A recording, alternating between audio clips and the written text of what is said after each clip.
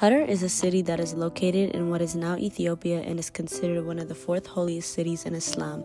The city is more than 1,000 years old, and the Harari people have a culture that is deeply intertwined with Islamic beliefs. In the year 1014 CE, Harar was founded by Al-Badr, which translates to Father Abadr in my language, who was a saint who came from the land of Hijaz, which is now currently Yemen. He was sent to Harar by rulers of the Muslim lands because rumors has it that the Abyssinian kingdom, which is now Ethiopia, was planning to attack the holy Islamic city of Mecca during the Crusades. Al-Badr went to Harar with 405 men and family members from his tribe. He was greeted by the king or emir at the time named Haboba. Al-Badr was also the one to change the city's name to Harar using grammatical values of the Arabic alphabet. Harar was a part of a few kingdoms, but the height of its power came when it became the capital of the Adal Sultanate. The Adal Empire consisted of many ethnicities, including the Hararis and Somalis. Harar became a major trading hub for the empire. Unfortunately, there was conflict at the time as well. The Adal Empire shared a border with the Abyssinians, and this caused the Abyssinians to have many wars to defeat the Islamic Empire. They fought a series of wars over the years until both sides became exhausted and retreated to their respective lands.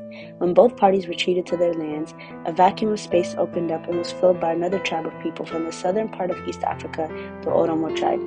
The king at the time, Imam Nur, noticed neighboring clans filling the city, slowly invading it, so he built a huge wall around Harar to keep the Oromos from invading.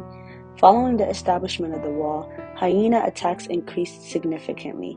After investigating the issue, Imam Nur realized the wall prevented the hyenas from entering the city to feed off scraps, so he built small holes for them to enter and leave as they pleased. The fall of Harar. In 1887, the king of Abyssinia, Menelik II, was a stern man who was praised by the Ethiopians for his conquest for defeating the Italians from colonizing Ethiopia. He would write to the king of Harar, Amir Abdullahi II, saying, and I quote, "Harar has been an Ethiopian province for 400 years. Land tax must be paid in respect to former times." Amir Abdullahi declined, and Menelik responds with a letter urging the Amir to surrender the city. Amir Abdullahi said, and I quote, "When you are Muslim, then I will consider you my master."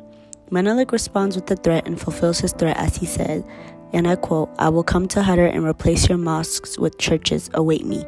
The Amir gathered 4,000 Harari troops and marched out to the land of Jalanko with weapons from the Turkish like guns, cannons, swords, and horses. January 5th is when the Abyssinians arrived on Jalanko and the battle began. On January 9th, the Harari army was greatly outnumbered as Menelik arrived with 25,000 army men.